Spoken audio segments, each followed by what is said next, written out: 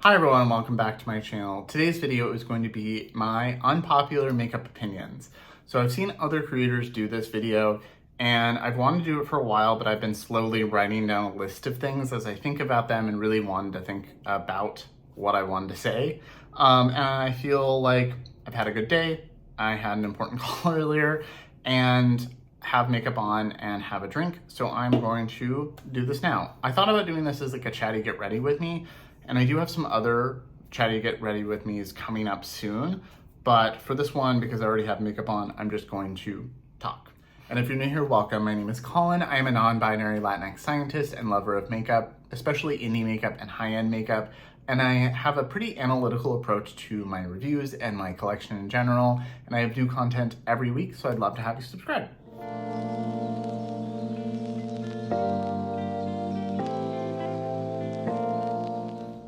Okay, so you might hear Bean sleeping in the background. She's chirping in her sleep right here on the couch, so you will probably hear her. I've got a vodka seltzer, and I'm going to take some sips of this and talk about my opinions on makeup. I also have some other similar, not unpopular opinions, but like more chatty videos coming up, but I think those will mostly be more get ready with me. I think 2 of them will be get ready with me and 1 of them will be like this. So let me know what you think in the comments below about format. Some topics just work better without having to worry about applying makeup, and I can just talk. So some of these are, I have a short list here of my unpopular opinions. Some of these might be the same as you. Some of these might differ from you. I do want to say, like, we can have different opinions. Not everybody has to agree. Makeup is subjective. No makeup is universal. No beauty product is universal. So our opinions are not always going to align. Hopefully that means you won't hate me or get mad at me in the comments and you'll be respectful. But these are my opinions about makeup and makeup products. I also want to add to that disclaimer, I don't know how heated or spicy I will be or how sassy. I don't know, so be forewarned. I am having a drink and it's been a long day. So the first one is a big one and something I've talked about on my channel before, and it is don't buy makeup you're not interested in. So I see so often people in the comments of things or in YouTube videos or TikTok things or whatever. I don't really watch beauty TikTok, but in general, I see it all the time. People say they're buying something even though they don't like it because other people bought it. They're buying something because, even though they think it's ugly, because it's a collab and they want to support the person. Just watch their videos or do whatever. You don't need to buy their merch to support them.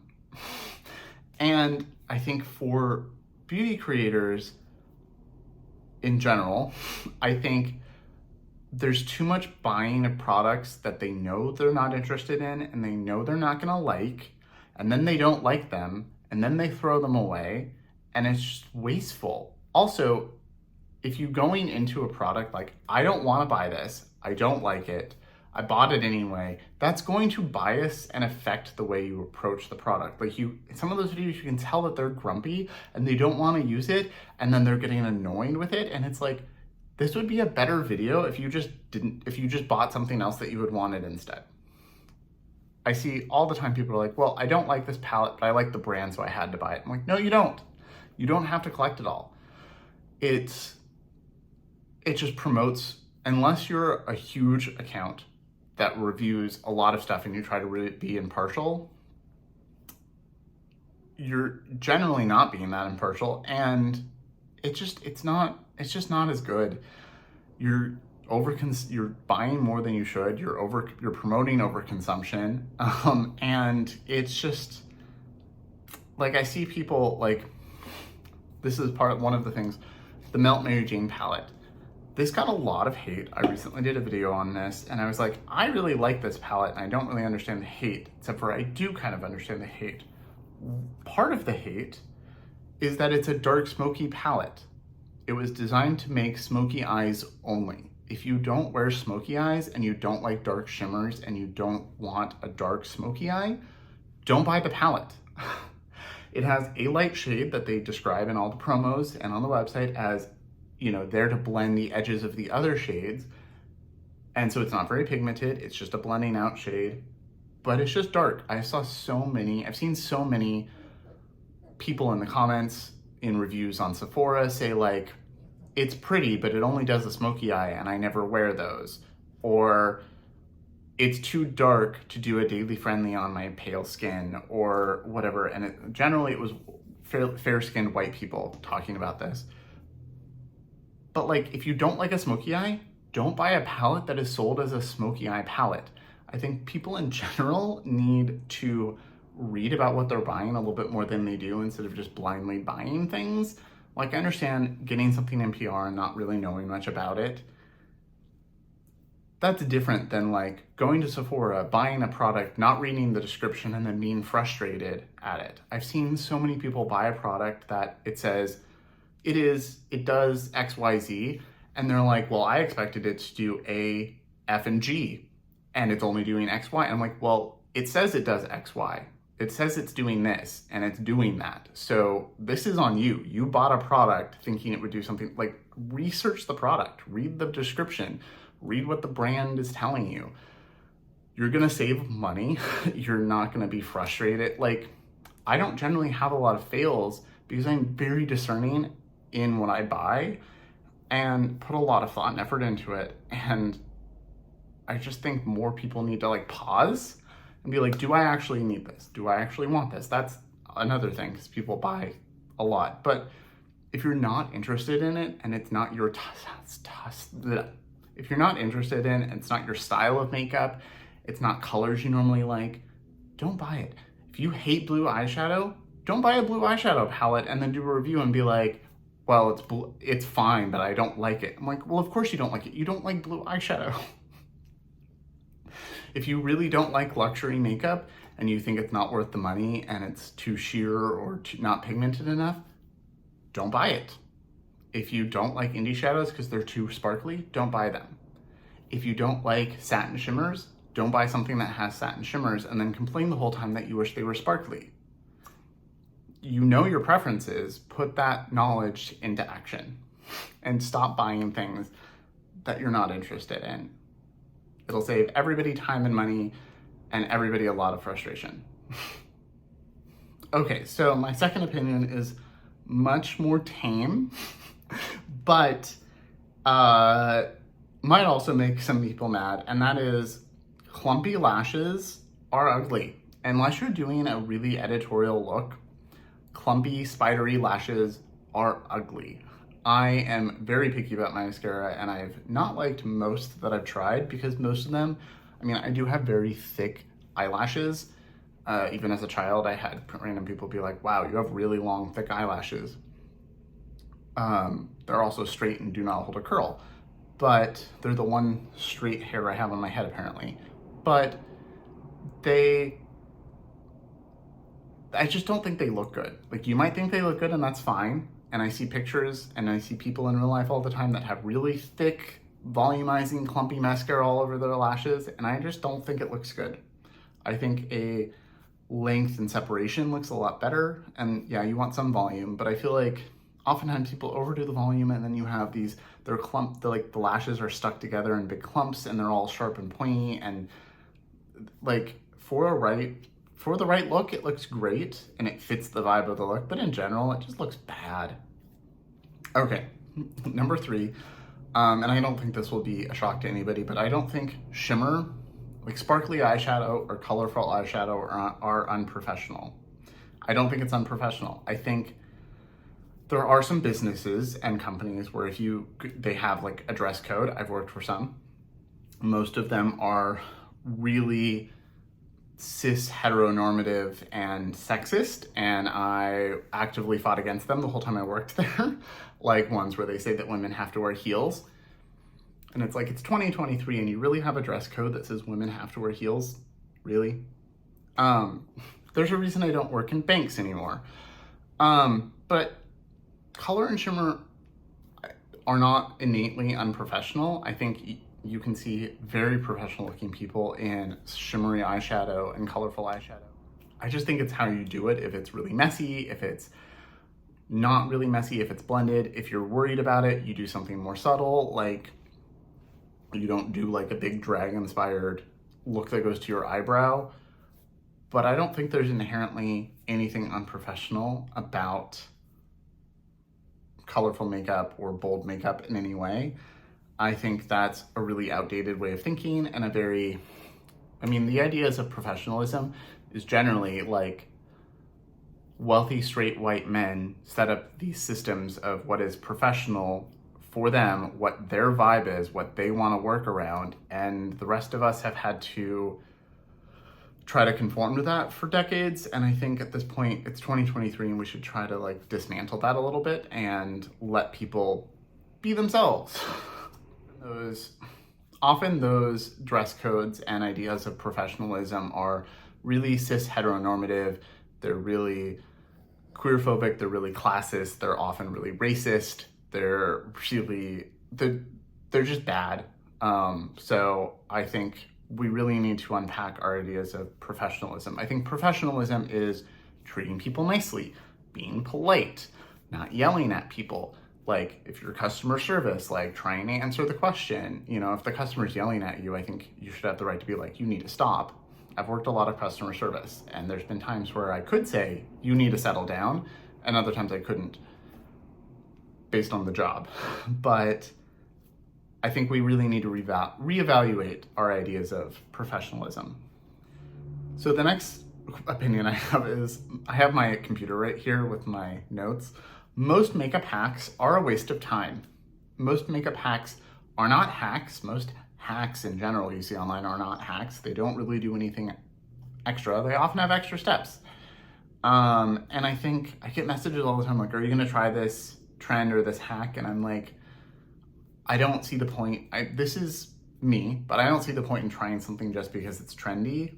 I've never been like that, even as a small child. I mean, it might be the autistic thing in me, but like even as a small child, people would be like, oh, are you gonna do this because all your friends are? And I was like, why? I don't have any, like they can go play with that. I don't wanna do that. But a lot of hacks are just unnecessary and don't actually do anything to help you. They don't make anything easier. They just make things overly complicated and they're just dumb. And I think TikTok beauty really pushes those like hacks and like little trends and stuff, and I don't like it.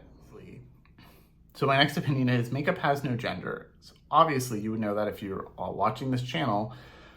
I am non-binary, and I am gonna be filming a video on what that means to me and more on my journey. Trying to decide if I wanna do it like this, where I'm just talking, or if I wanna do it as a get ready with me. Please let me know in the comments.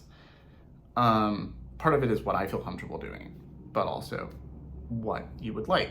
I see people all the time in my comments, other people's comments on Instagram, talking about like, oh, that's a man. Like Steven just got a bunch of hate from this random woman on Tara Moon's Instagram page, because Tara Moon's posted his swatches. They were good swatches. Tara Moon's is a great brand, really inclusive. Also, they tend to do things about space, which the nerd in me loves, and they tend to do things incorporating Spanish culture, and Latin culture, which I appreciate, like the El Barrio palette. But he got a comment that was like, you have arm hair and it's gross and it's ruining your swatches. And it was like, all humans have arm hair. Body hair we're mammals. Part of being a mammal is that we have body hair. This is the scientist and the anthropologist and the biologist in me, but that is part of what it means to be a mammal. One of the defining characteristics, all humans have hair on our bodies, unless you have a condition that stops that. But I see comments all the time that are like mad that they're showing a trans or a male makeup artist or a male model with makeup on them or something. And it's like, you do realize that like straight men in society used to wear makeup. The high heel originated because of men wearing it, not women. Gender is a social construct that changes over time and location. So the idea that only one gender can wear makeup is idiotic. And a lot of the makeup techniques, a lot of the makeup artists behind the scenes have been men, have been queer people. A lot of the techniques people use that these straight white women who are ranting about the gays and men wearing makeup, the products they use were developed oftentimes by makeup artists, a lot of them men, historically more men than women, which is a whole other issue. And a lot of our modern, in the last 10 years, makeup techniques come from drag and queer performers and structure, like changing your face shape because of that. So to like use that and then say that we can't use makeup products or that we're wrong for doing stuff is just so stupid. So stupid. Okay, so the next one is stop bathing in perfume. I like fragrance. I have some now. I historically didn't really like it, but fragrances should be subtle on your body. It should be something that like as you get close to a person, you smell them. When you're next to them, you smell it.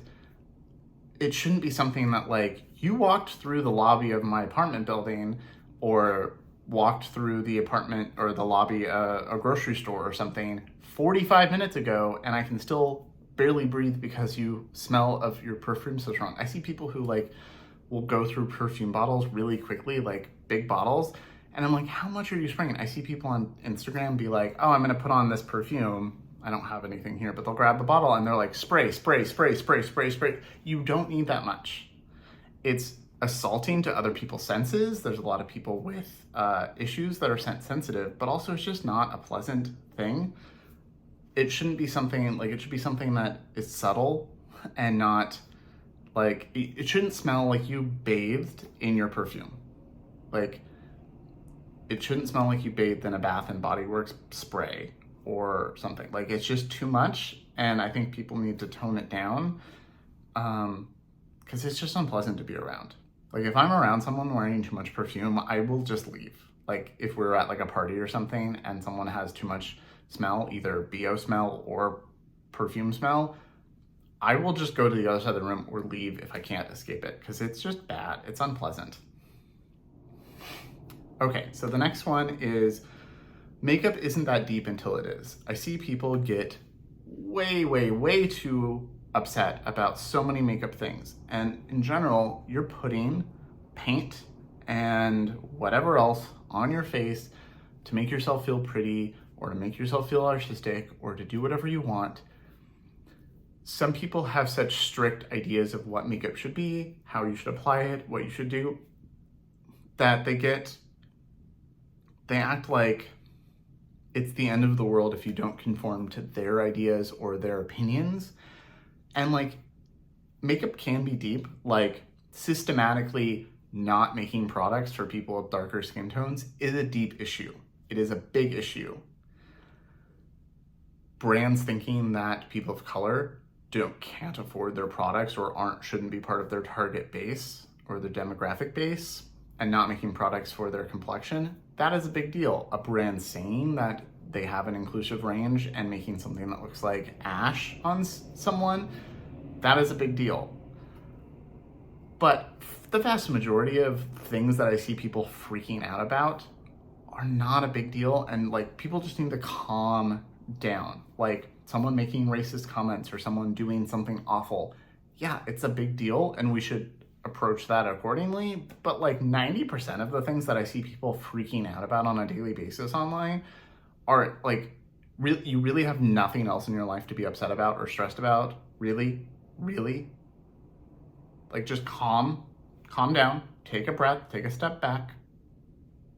There are big systematic issues in our world, in our country, and things that we should be dismantling, and like bickering over random, like, is this red more a better red than this red, really does not need to be that much attention. Okay, so the next one's a little spicy, and then the last two I don't think are. The next one is white people need to stop buying orange foundation, and brands need to stop making overly orange foundations. so many brands, especially drugstore brands, make foundations that don't really fit actual human skin tones. Like you look at, especially in the medium to like dark, there's like one or two that are actual human skin tones, and then the rest, it's like they just added some orange to it or added something and said like, that's good, call it a day. Added too much red. And like, they're not really usable for people. I hate to say this, but I see a lot, especially, you know, there's like the stereotype of the British person wearing like orange makeup. Orange, like it doesn't look like you have a tan. You just look like an Oompa Loompa. Please stop buying, like, and I think sometimes the brands make those colors because fake tan tends to be kind of weirdly orange. And so I'll see like all the shade ranges in my depth, which is that like end of light medium through medium range. Drugstore brands, sometimes I'm like higher in the mediums because they so focus on pale skin. But like none of them look okay on my skin. I mean, I am an olive, but like even the neutrals, like they all just look weird and orange. And it's like, this would work on someone who is much lighter than me and faked tan to my depth, but this isn't my skin tone or anybody else I've ever seen. I've never seen someone orange like this. So like, maybe make foundations for real skin and not the fake, like I understand fake self-tanner. I'm fine with it. If you want to do that, that's fine. But like, there's a level. Like, you don't need to be that like, what are you trying to do? Why are you trying to make yourself that orange? Why? Okay, so the next one is drugstore dupes can be great, especially when you can't afford high-end, but generally they're not a formula dupe, just a color. I've learned that I don't really like drugstore makeup. But one of the things, like, I think drugstore as a category is really important for makeup. Not everybody can afford luxury or high-end makeup, or even mid-tier makeup. Not everybody, even if they can't afford it, wants to spend a bunch of money. They just want something cheap to go, like it's not important to them. And I think that is an important category. But I feel like it's moved into, especially thanks to TikTok, it's all dupes. It's all trying to dupe other products and high-end products that they're not inventing like good like most of the time they're not very good. So instead of putting all of that money into developing and trying to make a cheap replica of some other product, you should just try to make a good product. It doesn't need to be a dupe for something else. And I've seen so many people be like, this is a dupe for this product, and I've tried both, and generally, like, okay, the color might be similar or something, but like, if you look at the ingredients, like there's better ingredients in the more expensive one, which makes sense, but like they just perform different, and the formulas are not the same. And I see people all the time that like, they're the same, just buy the dupes, don't buy, like the high-end stuff's not worth it. And I think the high-end stuff in general is worth it. And there's a reason it costs more. It's not just the name. Like I saw someone recently say, don't buy the JVN hair oil on TikTok because it's like $28. Buy the hair oil dupe from The Ordinary. But if you look at the ingredients list, they're very different. The Ordinary one is half the cost, but it is, the first ingredient is water, and then some other ingredients, some other agents, and then it's got like glycerin, which is a good hydration thing, and then it's got caffeine, and then it does have some oil in it way down, but it's mostly water. The JVN hair oil is twice as much, but it's squalene, like ethically derived squalene, and a bunch of different plant oils and extracts and active ingredients. Like there's no water in it. I think there might be water, but like there's a different in the formula. The person was like, this is a dupe and this is better and you'll get better results. But like they're different things. One is there is caffeine in the hair oil, I believe, but like that's one ingredient. There's a very big difference between the two products. And I think people need to actually compare that side by side versus just like swatch dupes of things, because that doesn't tell you anything. We've become over-reliant on swatches. Okay, and the last one, especially now that the sun is setting and my lighting is probably getting weird, is about Carmine. Carmine is not the devil that everybody seems to think it is. I do agree, some people are sensitive. Steven can't use Carmine. He has like an allergy or something to it. But I don't think people know what it is or understand it. And I see people all the time saying like, this brand says they're cruelty-free, but they have Carmine in their products. And it's like, well, it's like the gold standard for red pigment, but like, and they're like, they're just crushing up insects. And it's like, well, yes, but they're not tested. They're cruelty-free because they're not testing on animals. That's what the cruelty-free is. And Carmine is a parasitic insect that is very tiny, that is farmed for the pigment. So it lives on cactus, nopales, in Mexico and Central America and so on. And in general, it's only farmed by indigenous farmers who grow cacti and then, you know, use them to farm and raise these tiny little insects that have been used for red pigment forever. Indigenous people in the Americas have been using them for a very long time, and then thanks to colonization, Europeans found out about them and it quickly replaced all of the red pigments in Europe because it was better. It adheres to fabric better, it does everything better. And a lot of people can't use red vegan dyes because they stain their eyelids or they stain whatever. So I understand if you don't want to use the product or if you're allergic to it, that's fine. But I think it's one of those things that gets demonized by people not understanding it, kind of like people not knowing what gluten is and asking me if this water bottle is gluten-free when I worked at Whole Foods, and now that they do say gluten-free on them, or like putting non-GMO on salt when it's not an organism, so it couldn't be a GMO, which is genetically modified but it's one of those things that people don't know that much about, and then false information and fear-mongering like spreads things. So there is actually, someone did a video, I don't remember who it was, maybe it was PBS, did a video on Carmine and Carmine farming that I will link in the description box. I already knew about this before, but it was nice to have a succinct little mini 10-minute documentary or whatever it was about it so that it's easily shareable.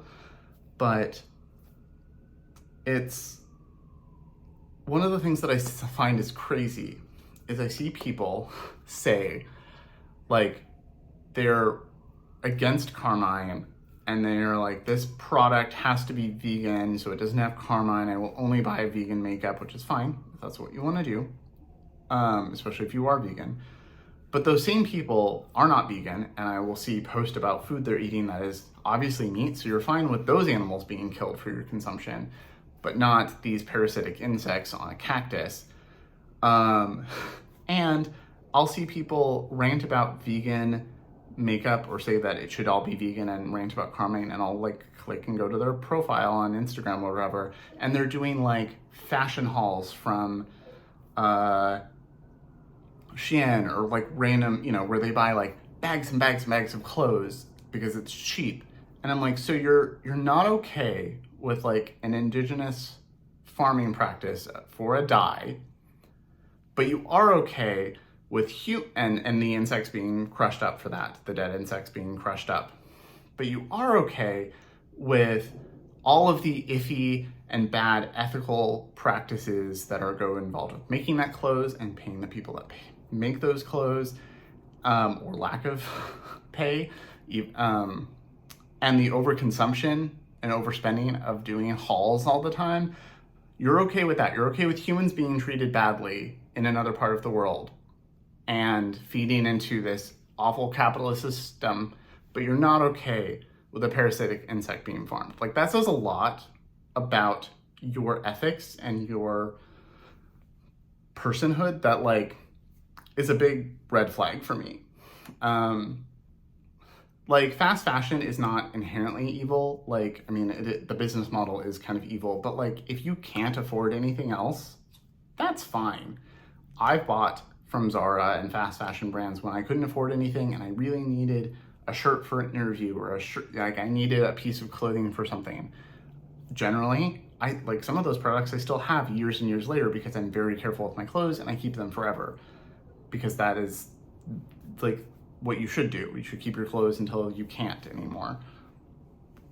So I have no problem with that. But if you're okay with doing hauls and big shopping trips and spending a lot of money on these sites, but you're not okay with, and you're fine with vegan leather, which is just plastic, but then you're not okay with these like